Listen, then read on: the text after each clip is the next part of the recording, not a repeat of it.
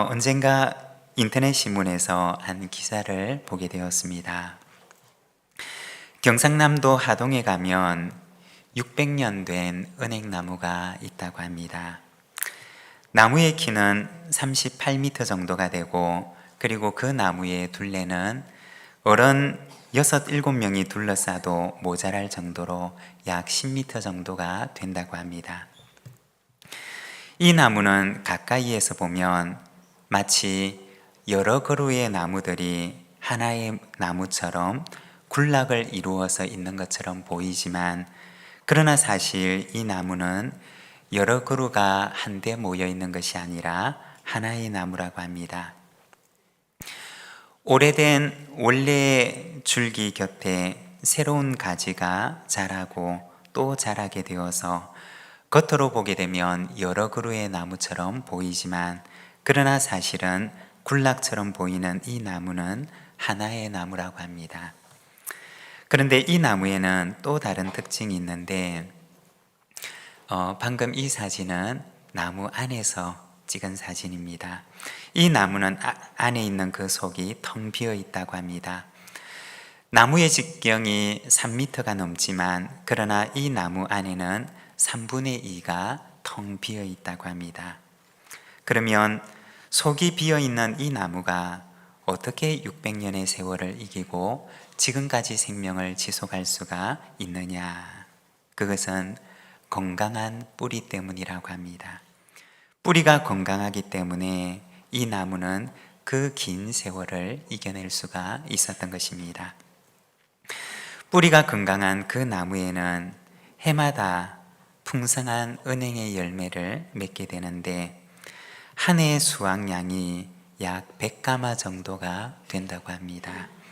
그래서 예전에 가난한 시절에는 사람들이 이 은행 열매를 주워다가 내다 팔기도 했고, 또 은행 열매를 주워서 밥을 짓기도 하고, 이 은행나무는 오랫동안 그 마을 사람들에게 친구 같은 나무가 되어 왔다고 합니다. 경남 하동에 있는 오래된 한 은행나무의 이야기입니다. 오래된 나무에 새 줄기가 나고, 줄기는 오래되어서 그 속이 비어 있지만, 그러나 건강한 뿌리로 인해서 많은 열매를 맺으며, 그 많은 열매로 온 마을 사람들을 먹이며 마을 사람들의 오래된 친구가 되어온 나무처럼, 우리 부산진교회 나무에도 새로운 줄기가 언제나 자라나고 또 건강한 뿌리로 많은 열매를 맺으며 마을과 세상을 살리는 좋은 친구 같은 교회가 되는 우리 부산진교회 믿음의 공동체가 되기를 소망합니다. 이제 6월이 시작되었습니다. 6월에는 우리가 하나님의 교회, 하나님의 일꾼이라는 주제를 가지고 우리가 말씀을 함께 나누고자 합니다. 오늘은 사도행전 1장 말씀을 통해서 하나님의 일꾼 13번째 사도 마띠아라는 제목으로 오늘 말씀을 함께 묵상하고자 합니다. 오늘 우리가 읽은 사도행전 1장에서는 예수님께서 승천하시고 난 뒤에 주님의 말씀을 따라 기도하는 초대교회 성도들의 모습을 보여주고 있습니다. 13절과 14절의 말씀을 보면 이렇게 말씀을 합니다.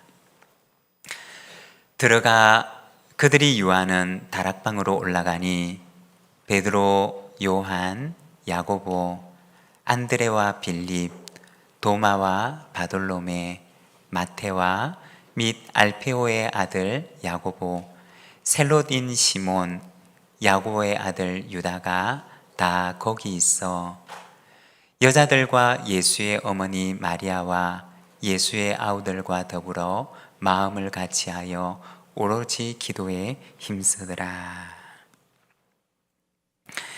여기에 보면 첫 교회의 모습을 보여주고 있습니다.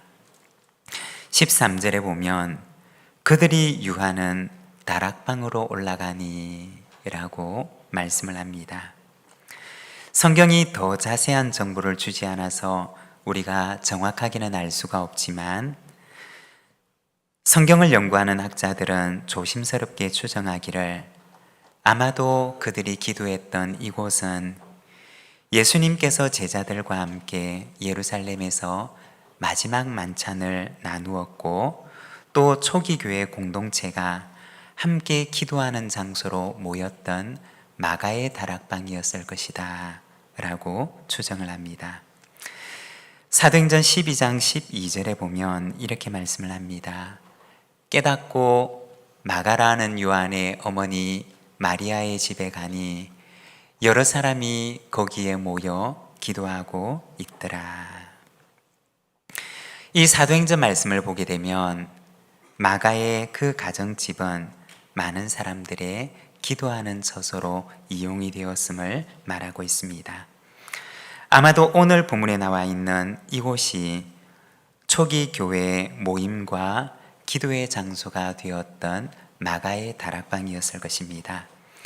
오늘 말씀에 보면 거기에 모여 있는 사람들의 이름을 보여주는데 13절과 14절에 보면 베드로, 요한, 야고보, 안드레와 빌립, 도마와 바돌로메, 마테와 및 알페오의 아들 야고보, 셀로딘 시몬, 야고보의 아들 유다가 다 거기 있어 여자들과 예수의 어머니 마리아와 예수의 아우들과 더불어 마음을 같이하여 오로지 기도에 힘쓰더라고 말합니다.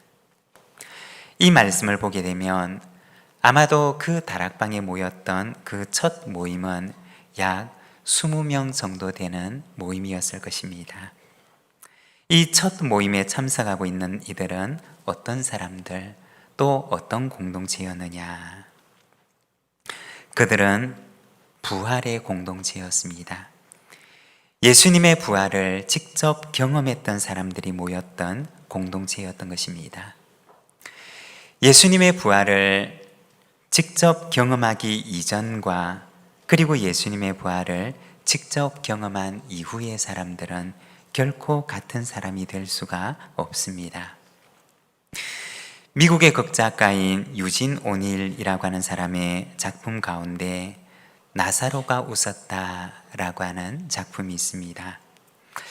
여러분 혹시 나사로라고 하는 이름을 기억하십니까? 들어보신 적이 있으십니까?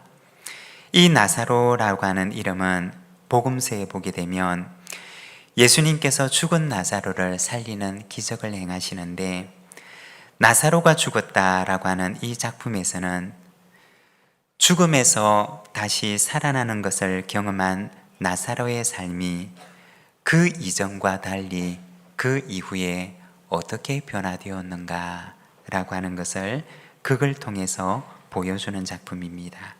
즉 부활을 경험한 그 이후의 삶을 말해주는 것입니다. 여러분, 죽음을 경험하고 그리고 죽음에서 살아나는 것을 경험하고 나게 되면 어떤 변화가 우리에게 찾아오게 될까요?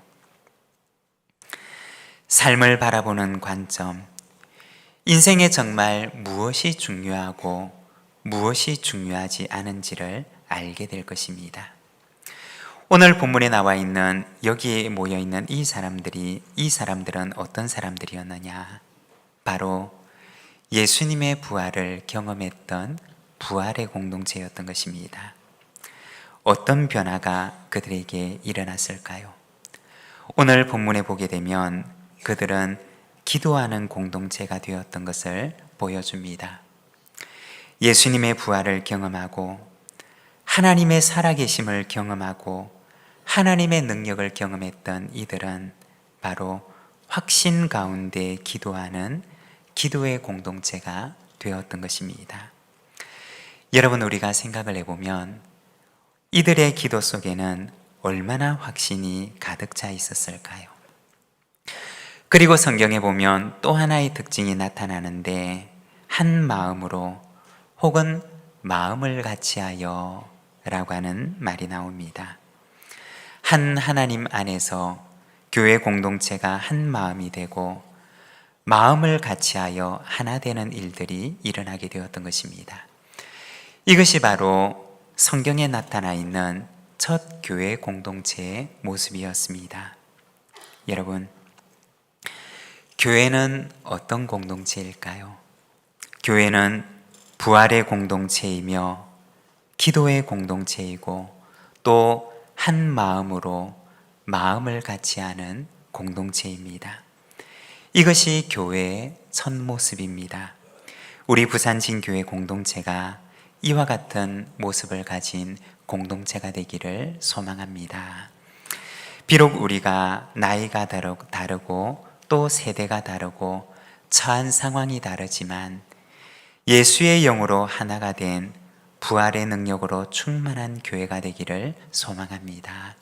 15절에 보면 모인 무리의 수가 약 120명이나 되더라. 그때 베드로가 그 형제들 가운데 일어서서 이르되 라고 합니다. 15절 말씀을 보게 되면 우리가 읽고 있는 이 한글로 번역된 성경에는 잘 나타나 있지 않지만 그러나 원어 성경에는 그 앞에 시간을 나타내는 말이 등장하는데 이 날들 중에 라고 하는 말이 들어 있습니다. 다시 말해서 모여서 기도한 지 며칠이 지난 뒤에 라고 하는 의미입니다. 처음에는 약 20명 정도 되는 사람들이 모여서 기도하던 그 기도 모임이 며칠이 지난 뒤에는 약 120명 정도가 모여서 기도하게 되었던 것입니다. 그때 베드로가 일어나서 가룟 유다의 배신이 성경의 예언이 이루어진 사실이라는 것을 말하고 성경의 말씀을 따라서 가룟 유다의 직분을 대신할 사람을 다시 세울 것을 제안을 하게 됩니다. 20절 하반절 말씀을 보게 되면 또 일러스되 그의 직분을 타인이 취하게 하소서 하였도다 라고 하면서 시편 109편 8절의 말씀을 인용하면서 가룟 유다의 직분을 대신할 사람을 세울 것을 제안하게 됩니다.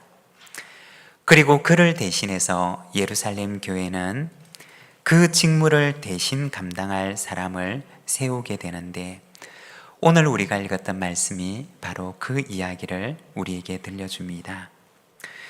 오늘은 우리가 이 말씀을 통해서 교회의 직분 그리고 교회의 직무는 어떠한 모습이었는가에 대해서 우리가 잠깐 함께 말씀을 묵상하고자 합니다.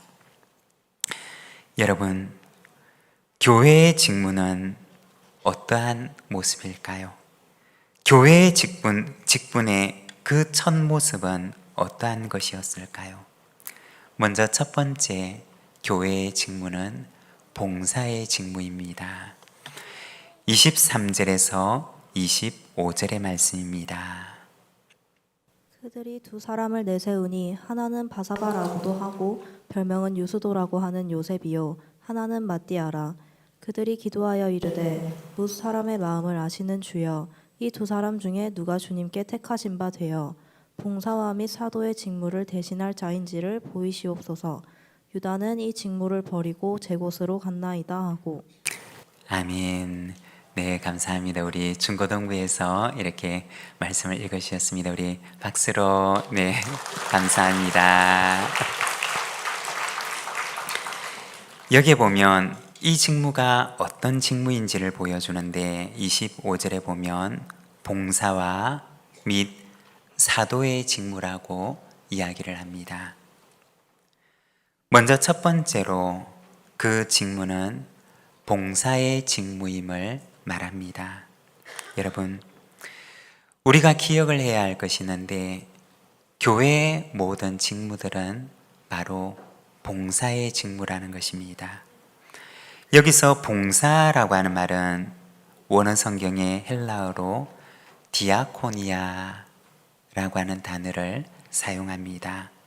이 말은 섬김 혹은 섬기다 라는 뜻을 지닌 말입니다.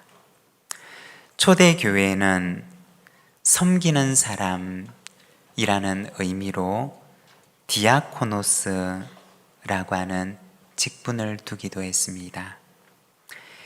이것은 오늘날 교회 직분 가운데 집사라고 하는 직분을 가리키는 말입니다. 교회에 보면 집사라고 하는 직분이 있습니다. 이것을 한자로 보게 되면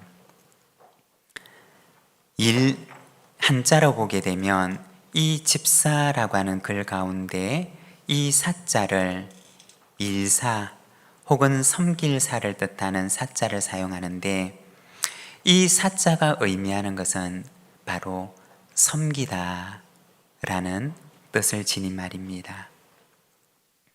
이 말은 섬기는 사람이라고 하는 뜻을 가진 성경에 나오는 초대교회 직분 가운데 하나인 디아코노스라고 하는 말을 번역해서 집사, 섬기는 사람이라는 의미로 교회의 직분을 두게 되었던 것입니다. 집사뿐만 아니라 교회의 모든 직분들, 교회에서 우리가 맡는 모든 직분들은 바로 섬기는 직분이고 또 섬기는 직무라는 것입니다. 그런데 우리가 생각을 해보면 만일에 섬김의 마음을 잃어버린 직분이 된다면 어떻게 될까요? 섬김의 마음은 잃어버리고 직분만 남아있게 된다면 어떻게 될까요?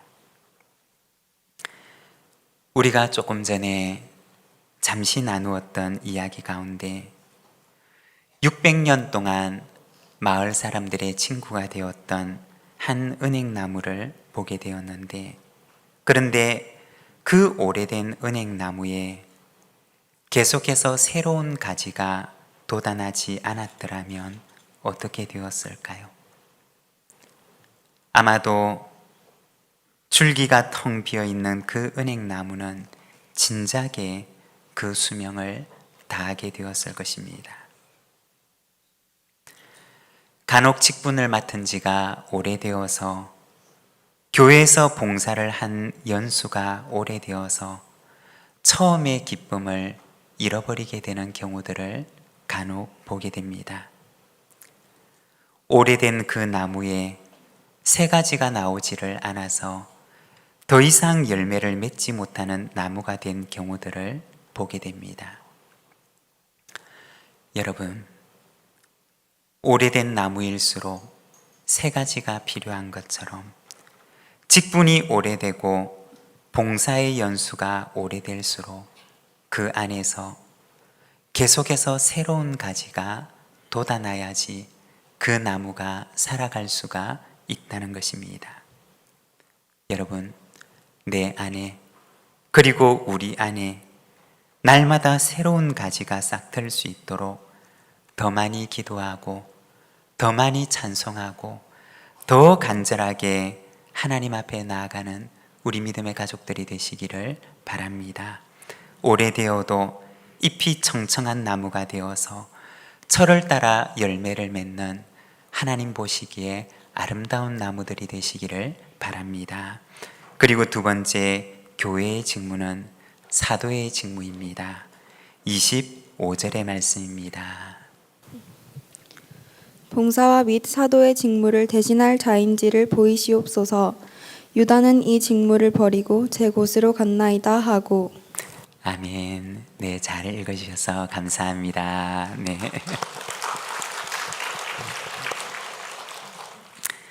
여러분, 교회의 직무는 두 번째로 사도의 직무입니다.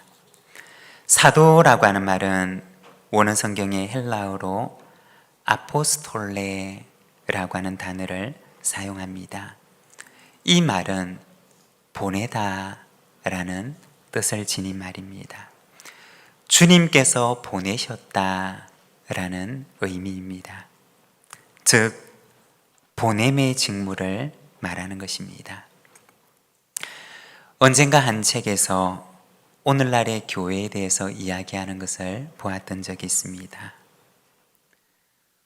오늘날의 교회에 대해서 말하기를, 오늘날의 교회는 존재하는 교회가 되어가고 있다 라고 이야기를 합니다.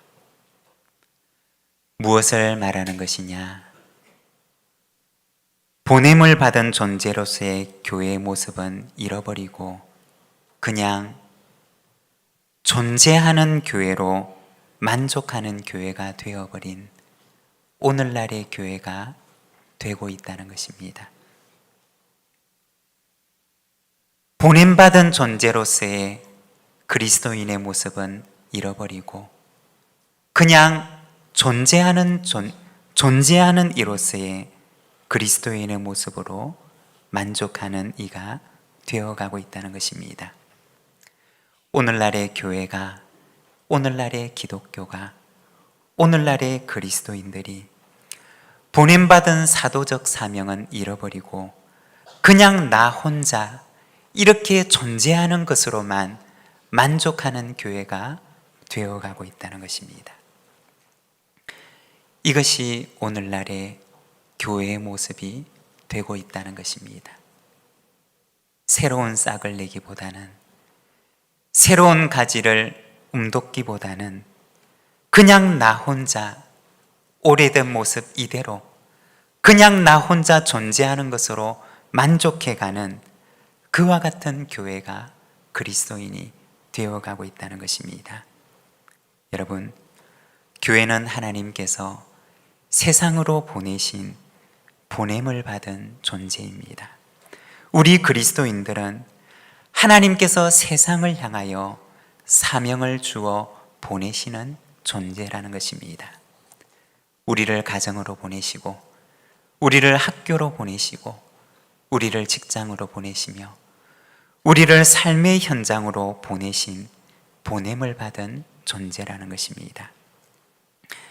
거기에서 가정을, 그리고 학교를, 직장을, 우리가 살아가는 삶의 현장을 하나님의 나라로 만들려고 하는 사명을 주어서 주님께서는 우리를 보내시는 것입니다.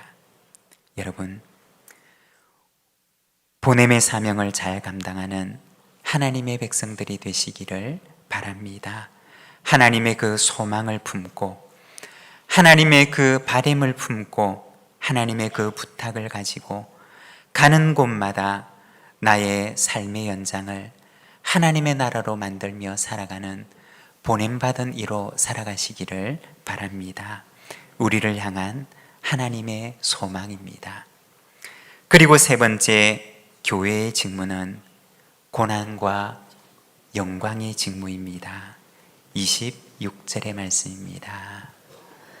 제비 뽑아 마띠아를 얻으니 그가 11사도의 수에 들어가니라. 아멘. 네, 잘 읽으셔서 우리 감사합니다. 청거된 두 사람 중에 제비를 뽑아서 마띠아라고 하는 사람이 가룟 유다를 대신하여 사도의 직무를 맡게 됩니다.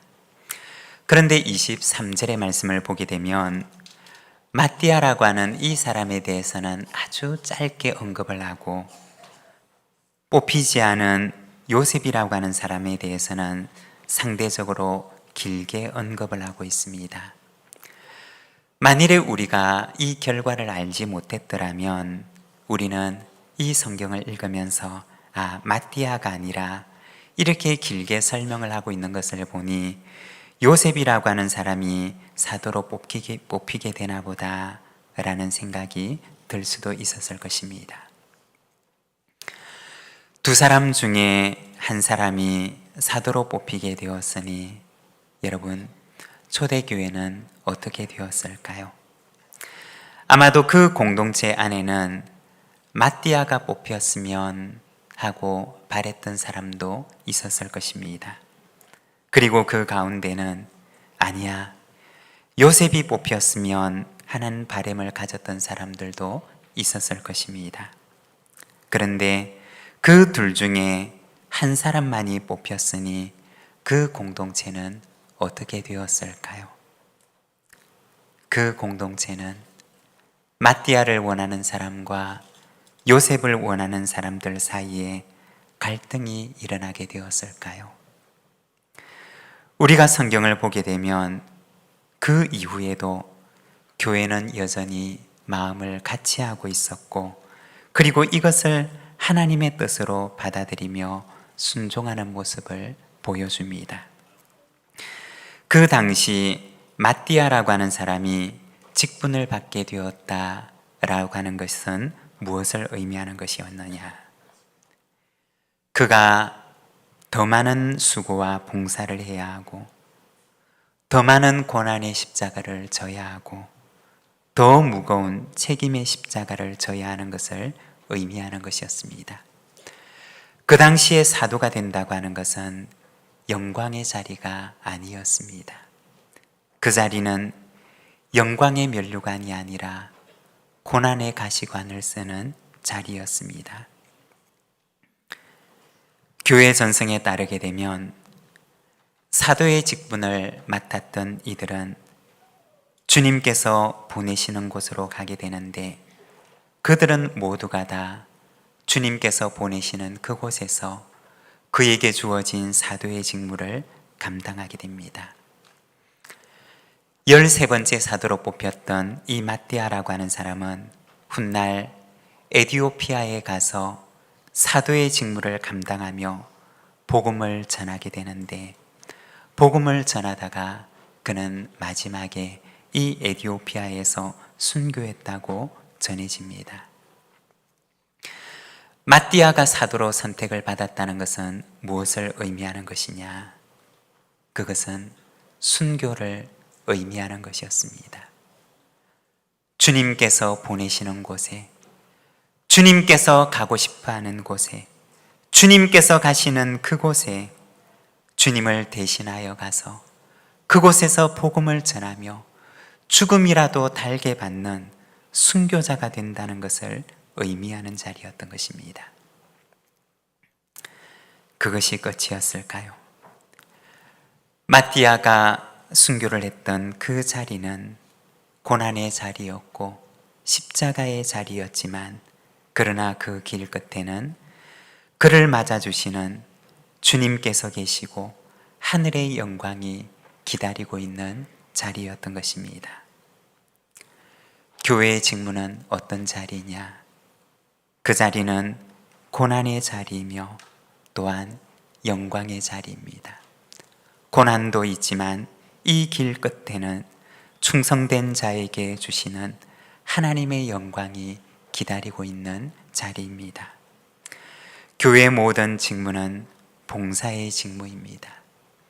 그리고 교회의 직무는 보냄의 직무이며 사도적인 직무입니다. 또한 교회의 직무는 고난의 직무이고 또한 영광의 직무입니다. 주님께서 우리에게 맡기신 봉사와 보냄과 고난과 영광의 직무를 잘 감당하는 주님의 충성된 일꾼들이 되시기를 바랍니다. 오늘 우리에게 주신 말씀을 생각하며 우리 함께 응답의 기도로 하나님 앞에 나가겠습니다.